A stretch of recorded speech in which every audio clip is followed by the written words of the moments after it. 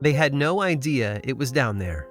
There had been rumors, of course, but they were the sorts of stories that were too difficult to believe.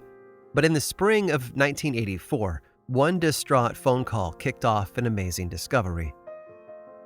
A local team of firefighters was dispatched to the Pont Neuf Bridge in Paris to verify claims of something monstrous and otherworldly in the water. I can't blame them, really.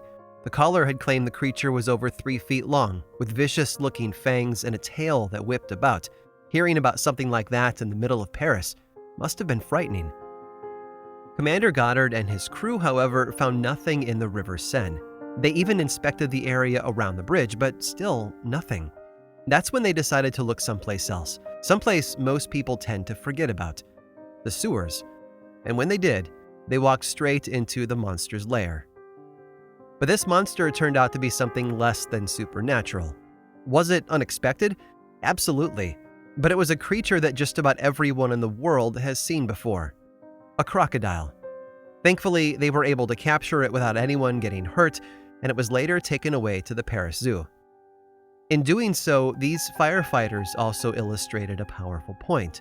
No matter where you might live, beneath the city you know is a whole other world, a world of hidden secrets and dangerous legends, and that even though we might carry on our normal lives in relative safety, the past is always lurking just below the surface, like the shadow of a monstrous creature. And what better place to dig for the lost and forgotten than Paris, the city of light? Because where there's light, there's also a whole lot of shadow. I'm Aaron Mahnke, and this is Lore.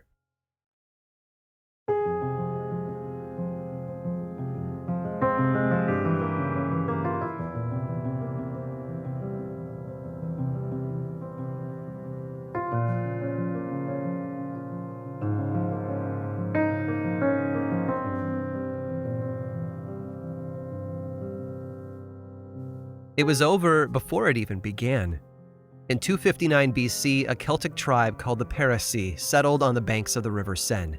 2 centuries later, the Romans came and killed them all.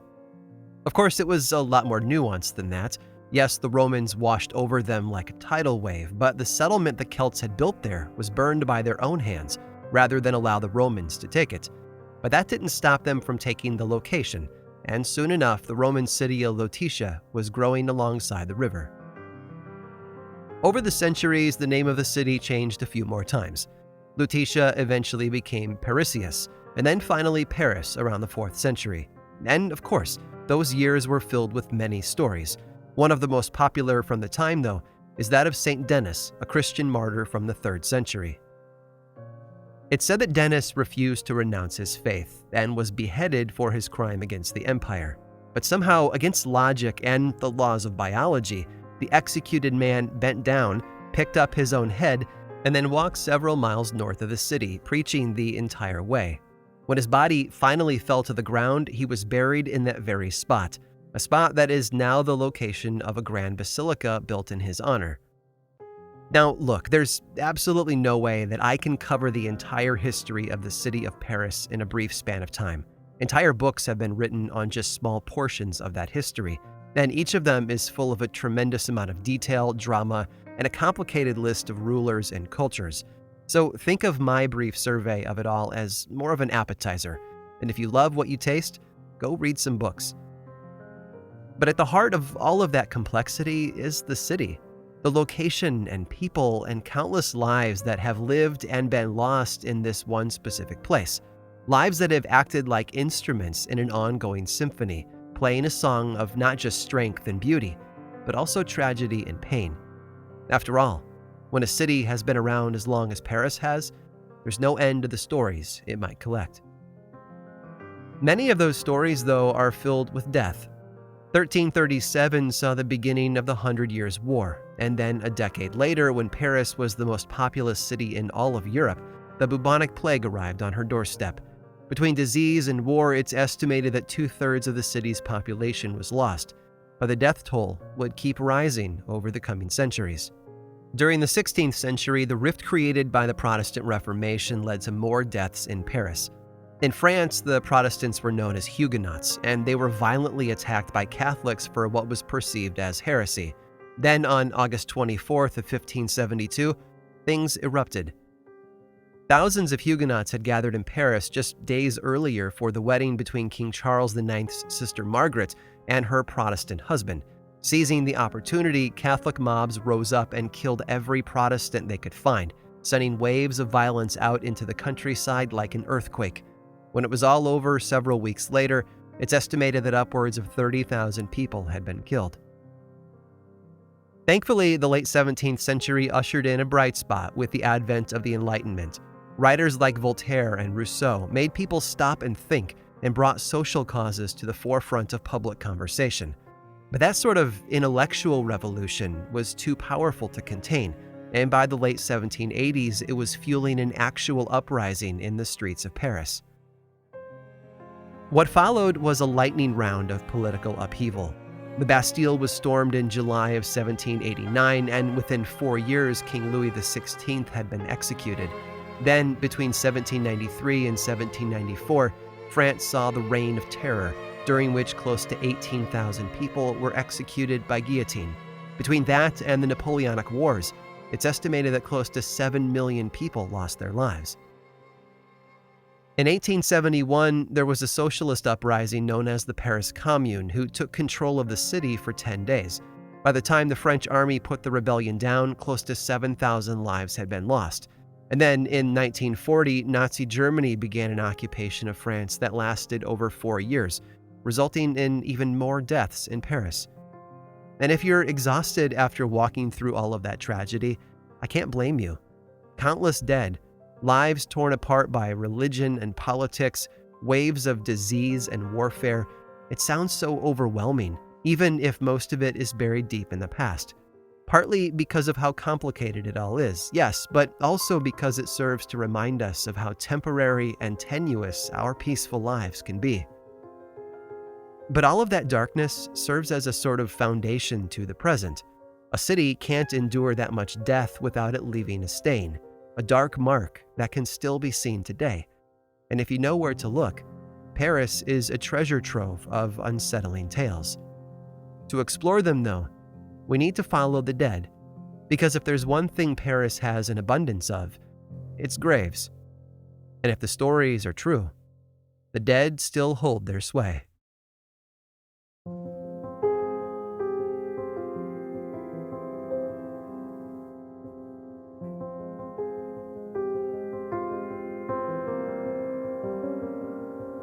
It's easy to think of Paris as a city for tourists. The Eiffel Tower, the River Seine, and Notre Dame are magnets for visitors, and they are all as charming and beautiful as the books tell us. But 2 centuries ago, Paris wanted to attract another sort of clientele: the dead. To understand why, we need to slip backward in time, to the year 1804. That was when the Père Lachaise Cemetery was established outside the eastern edge of the city. Paris was growing and becoming more and more crowded, and so the city government felt it was better to move future burials outside the city. But there was just one problem. The people of that era preferred to be buried inside the city. It was fashionable, and as we all know, Paris has long been a city where fashion takes priority. So the city government got creative. If the people of Paris weren't attracted to the location, perhaps they'd be drawn to the neighbors. In 1804, after opening to lackluster interest, the folks in charge of the place arranged to have some famous remains transferred to the cemetery. The first to make the trip were the bodies of Jean de La Fontaine and Molière, 2 famous French poets. A few years later, it was the remains of Abelard and Eloise, a pair of legendary lovers that had captured the public's imagination for centuries. And it worked. The more long-dead celebrities they moved to the cemetery, the more attractive the place became for future customers. The people of Paris began to set aside their preference for burial within city limits in exchange for an eternity in close proximity to greatness. Over the years, though, the city itself expanded, as major cities always do, and eventually the Père Lachaise Cemetery found itself incorporated into Paris after all. Today, you can find the graves of nearly an endless list of significant personalities: Gertrude Stein, Oscar Wilde, and legendary composer Chopin. But if the stories are true, visitors can see more than gravestones. Jim Morrison's ghostly figure has been spotted walking through the cemetery upon occasion, as has visions of Marcel Proust. It's not clear whether they're looking for a way out or just taking a stroll to enjoy the view. But the Père Lachaise Cemetery isn't the only place in Paris where the dead are connected to tourism and fame. Another location in the city has just as much power of attraction, but it's a lot more complicated and difficult to explore. Plus, it's full of millions of human bones, so it's not exactly for the faint of heart. What most people don't know about Paris is that it has a long history with mining. As the city was growing, there was a never-ending hunger for building materials, so people would dig down to the limestone and extract what they needed. But keep in mind, when this was happening in the 13th century, Paris was much smaller, and people weren't necessarily thinking long-term. Some historians view those early days of mining as a sort of do-it-yourself enterprise. If someone owned a bit of land and needed a quick buck, they could just dig straight down and start cutting limestone. But all you need to do is look at a modern map of Paris to know how bad that could be. Because today, all of those mines are right beneath the city. That became a problem in the latter part of the 1700s. In fact, in 1774, one abandoned tunnel collapsed from the weight above it, taking an entire house with it. So King Louis XVI set up a service called the Inspection of Mines, a government agency of sorts that was tasked with exploring these mines to assess the dangers they posed.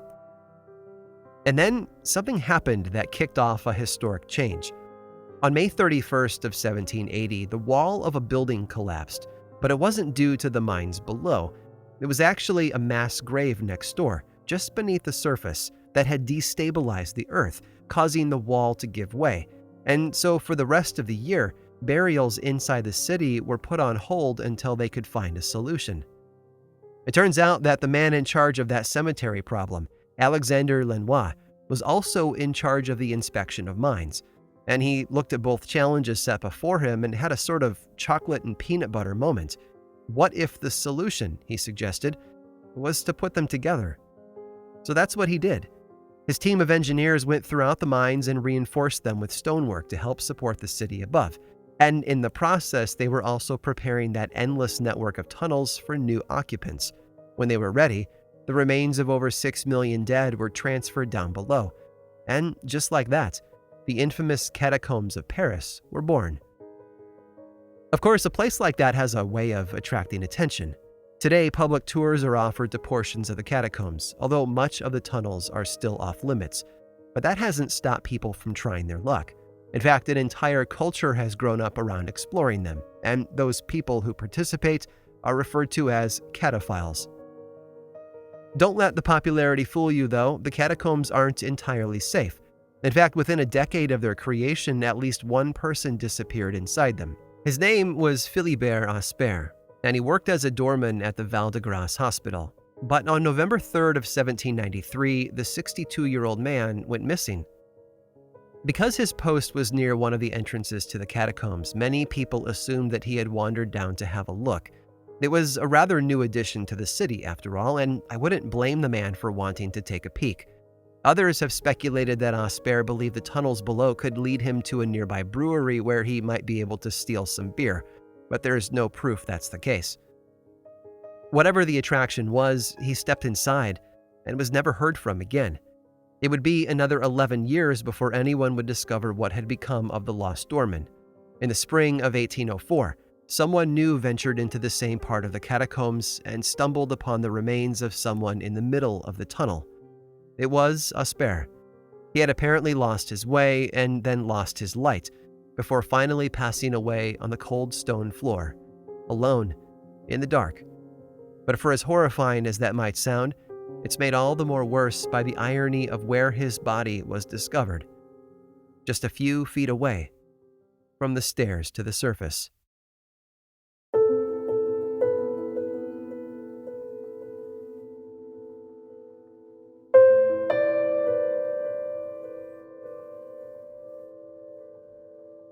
When you think of Paris, there's a good chance you might think of pastries. Although, if we're honest, I probably think about pastries more than most, but that's beside the point. Paris, as a city and a culture, has a long history with tasty treats of all shapes and sizes. Back in the early 1400s, a patisserie once stood at the corner of the Rue de Marmousset and the Rue de Deux Ermites. But before you go looking for them on a map, those street names have changed over the centuries. And after you hear the story I'm about to tell you, you'll hopefully understand why. It's said that this particular patisserie was located in a busy neighborhood. Paris has always been a bustling, growing place, so it's easy to imagine, even back in the 1420s, just how crowded and alive the place must have felt. Dirt streets littered with refuse, the constant murmur of conversation and shouts from merchants. All of it would have created a rich tapestry for our story. Next door to the patisserie was a barber shop, the sort you might expect to find in that era. These shops performed a few of the duties you might still find today, like shaving and trimming, but they were also a place for those with medical needs. Herbal medicine, ointments, even primitive dental work like having your teeth pulled, all of it could be found at the local barber shop. Which sounds perfect, right? You could swing in and have a little bloodletting done, and then go next door to the crowded patisserie for a pick-me-up. And you wouldn't be alone either. It's said that this particular shop was so popular that priests and monks from Notre Dame would regularly visit for a bite to eat. Even King Charles VI was known to be a fan of their delicious meat pies. And it turns out that the men who ran those shops, the barber shop and the patisserie next door, were well acquainted. So well acquainted, in fact, that they shared a lot of customers. But when I say share, it's a lot more dark than you might first assume. You see, the barber often met people at their most vulnerable. Whether they were suffering from a painful malady or just needed a sharp razor dragged across their face, his customers had to put their trust in his skilled work. And the barber had been using that trust to get a little richer. Every now and then, it seems, he would welcome in a patron, lock the door, and then slit their throat when they least expected it. After his customer had expired, this barber would drag their corpse to his cellar, where he would strip them of all their valuables and clothing. Then, using what I can only imagine was a set of very sharp, very deadly-looking blades, he would butcher them, package it up, and then push the bundle through a small door in the wall. A door that led into the cellar of the shop above. And if you've been paying attention, you know exactly what shop that was. That's right, the patisserie. It seemed that both men had been sharing resources, and no one in the city was aware that those delicious meat pies were more than they appeared to be. The public did eventually catch on, though, and legend says that it happened around 1430. They say that one day a man and his dog paid a visit to the barber, but while the man was welcomed inside, he was told his pet had to remain outside on the street. As fate would have it, though, that man never set foot outside the shop again, and his loyal dog stayed put. Eventually, it was the dog's constant barking that caught the attention of the neighbors, who called upon the man's wife. She arrived completely distraught, not having heard from her husband for hours. The sight of their dog alone outside the barber shop was enough to send her to the authorities. When they arrived, you can imagine what happened next. The barber's murderous hobby was discovered, as was his trapdoor to the patisserie shop above. Both men were arrested, quickly found guilty, and then executed for their monstrous crimes. I can't find definitive proof, but legend has it that both men were executed by being placed inside large metal cages and then burned over massive fires. It certainly sounds like a fitting end for a pair of killers who spent years cooking their victims. Thankfully, their own bodies were reduced to ashes, after being slow roasted, of course. The city tried to move on and bury the past after that. The shops were torn down, and for a long while, no one was allowed to build on that land. It's even said that Paris officials had a small monument placed on the empty lot, described as a tall pyramid-shaped stone. No one knows where it is today, and most people seem to be all right with that. Which is ironic if you think about it. In a city that has spent centuries literally digging up its past in order to add character and charm to its offerings, it feels odd that the story of the murderous barber wouldn't be given a more prominent place, if only for the boost to tourism. Instead, it's been knocked down and wiped clean, which is the more fashionable approach, I suppose. Historians often talk about the need to help the past come to life. because we have a lot to learn from exploring it all. And while I think it's a wonderful sentiment in general, there are some exceptions to that rule. Clearly, some parts of the past are better left buried.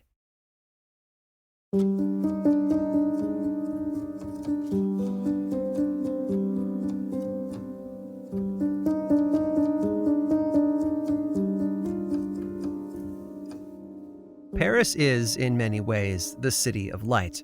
It's beautiful and charming and full of life and laughter in a way that has earned it a reputation as the romance capital of the world.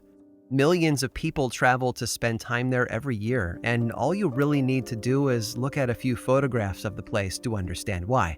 And have I mentioned the pastries? But light casts shadows. For all the places of beauty you can find in the city, there are dark counterparts. The towering monuments above are echoed below by miles of tunnels full of millions of human bones.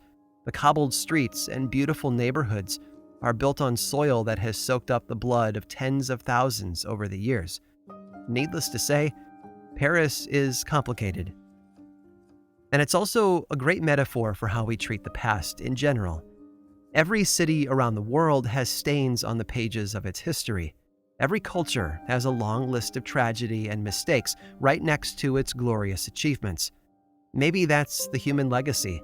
We are capable of accomplishing so much, and yet it almost always comes with a dark cost. As I mentioned earlier, in the aftermath of the discovery of the grisly crimes of those shop owners, Paris officials prohibited anyone from building on the land where the crimes took place. A century later, though, those rules were relaxed, and ever since, the true location of the bloody barber shop has been lost to time. But not the story itself. Because tales like that have a way of sticking around, don't they?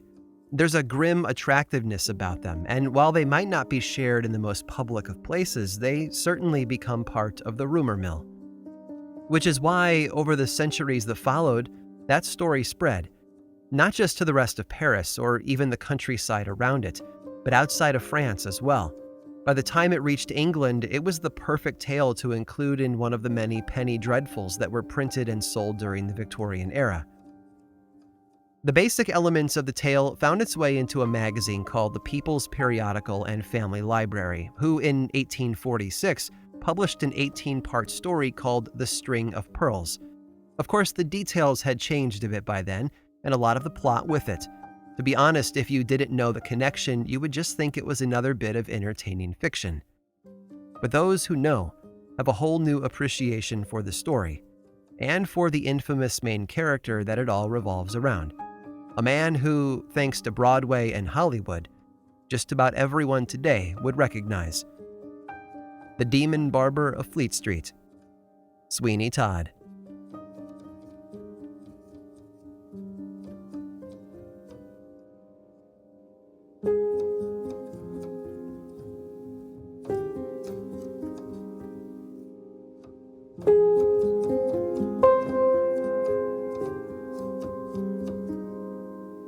I hope you've enjoyed this tour through some of the less polished aspects of Paris.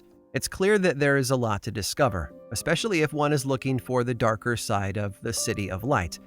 But I'm not done just yet.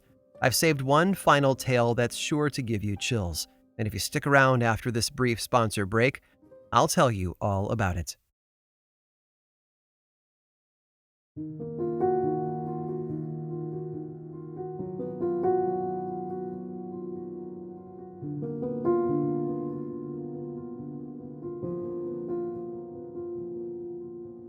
You don't have to be a student of history to have at least heard the name Catherine de' Medici. It's a name that stirs up images of intrigue and plots among the nobility of her day, but there's so much more to her than that. Catherine was born in Italy into the once prominent Medici family. At the time of her birth, though, things were becoming tense. At the age of 8, she became a political pawn and was captured and held hostage in a convent while the older generation battled for control of Florence. There were happy moments, though, and for all the turmoil, much of her childhood was spent in the presence of family members who also happened to be dukes and popes and kings. So when she was married off to Prince Henry, the son of France's King Francis I, it was a transition that was less of a shock than it would have been for most others. Catherine's husband Henry finally ascended to the throne in March of 1547, and for the next 12 years she would reign by his side as queen consort. The couple also had 10 children, 3 of whom would later go on to wear their father's crown at different points. So when people imagine Catherine de' Medici as a spider at the center of a political web of intrigue, this is why. Because in a lot of ways, she was. In the 42 years between 1547, when her husband Henry became King of France, and 1589, when she passed away, Catherine wielded a powerful influence over much of Europe. Some of that power was visible and obvious, but there were also darker elements, and one of them involved a butcher named Jean Le Courtier. When Henry died in 1559, Catherine had a new palace built along the River Seine, in the Saint-Germain parish of the city. It's said that Le Courtier had a cottage on the palace grounds, from where he conducted his business for her. By day, he was the official butcher for the palace, and by night, when required, he was a butcher of a different sort. It's said that he worked as an assassin for Catherine, as well as the shadowy figure that pulled political levers when they were too dirty for his employer to touch. But as the years went by, it became very clear to Catherine that Le Courtier knew too much. All of those dark tasks had armed him with power over her, and that was simply unacceptable. So Catherine hired someone else, a knight from out of town, to put an end to her butcher. Legend says that the new assassin found the old one working in his cottage at the palace and ran him through with a sword. And that, we would assume, was the end of a frightening situation for Catherine. But if history has taught us anything, it's that it's never safe to assume. Later that evening, the knight had a dream. In it, Le Courtier appeared to him all covered in blood. The image frightened him so much that he told Catherine about it, but she dismissed his dream without a second thought. Or at least it seemed that she had. Later, though, she went to an astrologer and asked what he made of the dream, and his answer wasn't happy. It turns out he had also had a dream, not of a bloody butcher, but of the ghost of a man surrounded in red mist. And in his dream, the spirit had uttered a curse that said that Catherine would die near Saint-Germain. Naturally, that was an image she wished to forget, but it seems the palace never let her. Many times in the weeks that followed, it's said that Catherine herself saw the red ghost inside the palace, taunting her like the light of an oncoming train. And being a superstitious person who valued control and power over anything else, she decided to take matters into her own hands. If death was going to come for her near Saint-Germain, then she would simply move away. If she no longer lived in the parish, she would be safe. Catherine lived on for many more years and enjoyed a level of power that few in Europe had at their disposal. And while she was very far from perfect, it's clear that she left her own particular marks on the pages of history. So when she passed away on the 5th of January of 1589, it's fair to say that the world lost someone unique. But that's not all. As she lay on her deathbed in Château du Blois, struggling to breathe from the infection around her lungs that would eventually kill her, she found solace in the words of a Benedictine monk who had come to give her her last rites. When he was done, she smiled up at him and thanked him, and then asked him for his name. Laurent, he replied. Laurent de Saint-Germain.